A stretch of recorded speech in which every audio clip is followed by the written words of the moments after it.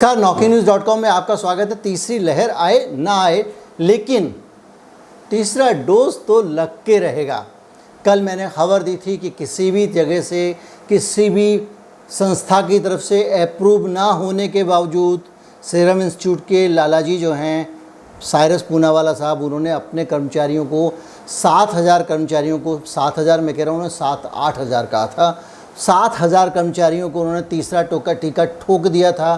कुछ नहीं बिगड़ा, किसी ने नहीं कहा कि भैया बगैर कानून के कैसे ठोक दिया। हम अकेले आदमी थे जिन्होंने आवाज़ उठाई।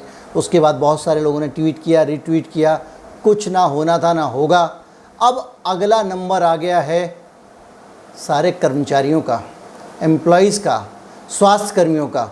उनके साथ कौन उनको तीसरा टीका लगाने का विचार कर रहा है, कहाँ से आइडिया फ्लोट किया जा रहा है। टीके की डिमांड को 1/3 बढ़ाने का ये जो आइडिया है, कहाँ से आ रहा है, कैसे आ रहा है, इस पे बात करेंगे। कहीं मत जाइए, चैनल को सब्सक्राइब कर दीजिए।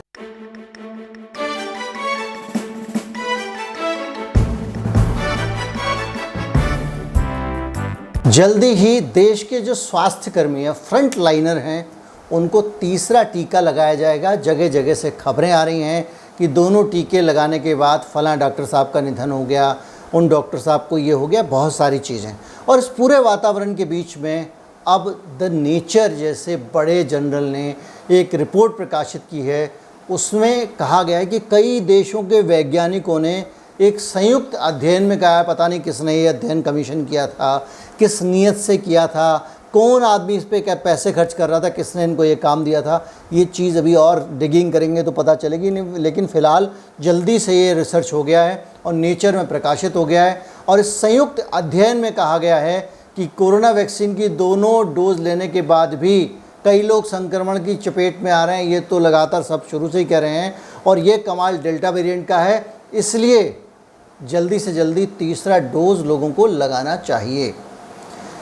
IGIB के निदेशक डॉक्टर अनुराग अग्रवाल के मुताबिक कोरोना के बढ़ते मामलों के बीच स्वास्थ्य कर्मियों की किसी भी तरह की संभावित कमी को रोकने के लिए, मतलब आदमी को कुछ हो जाए उसका नहीं, लेकिन अगर कर्मचारी कम ना पड़ जाएं, इनको अगर कोरोना हो गया तो काम कौन करेगा, इस तरह की सोच के साथ में कह रहे हैं आज, इसलिए इनको जो है बूस्टर डोज की शुरुआत करनी ज़रूरी है। ये अग्रवाल साहब जो हैं IGIB के हैं, इनका कहना है। अब आप सोचिए कि अब ये लगातार कहीं से एकदम विचार आ गया है, और वो स्वास्थ्य मंत्रालय से जुड़े हुए एक वरिष्ठ अधिकारी ने भी नेचर को ये बोला है। मतलब आप मंत्रालय में इसकी फील्डिंग चल रही है और नेचर को बोला है कि तीसरा टीका लगाना चाहिए।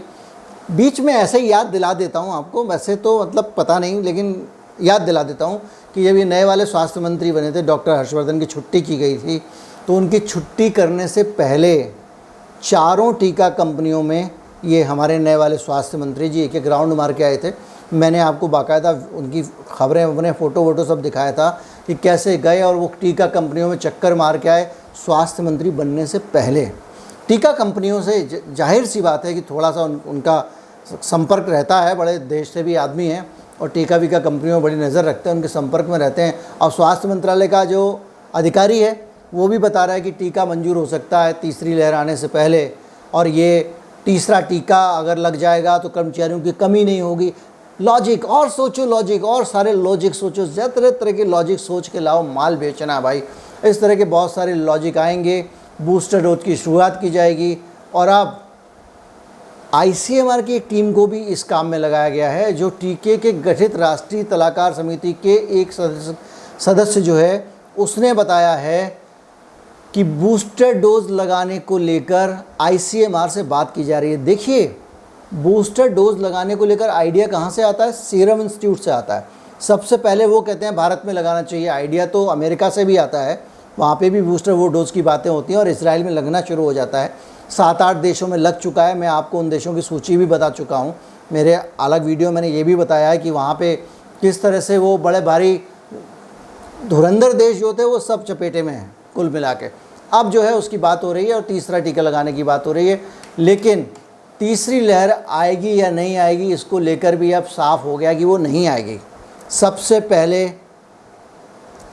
इस आदमी ने कहा था तीसरी लहर की ऐसी तैसी, आप रिकॉर्ड पे निकाल लीजिएगा, सब जगह सर्च कर लीजिएगा। सबसे पहले इस चैनल पे हमने कहा था कि तीसरी लहर नहीं आएगी, और अब ये जो तीसरा टीका है ना, ये भी लगाएं ना लगाएं, लेकिन अब इनका लगाने का मन है तो हम क्या मना कर सकते हैं।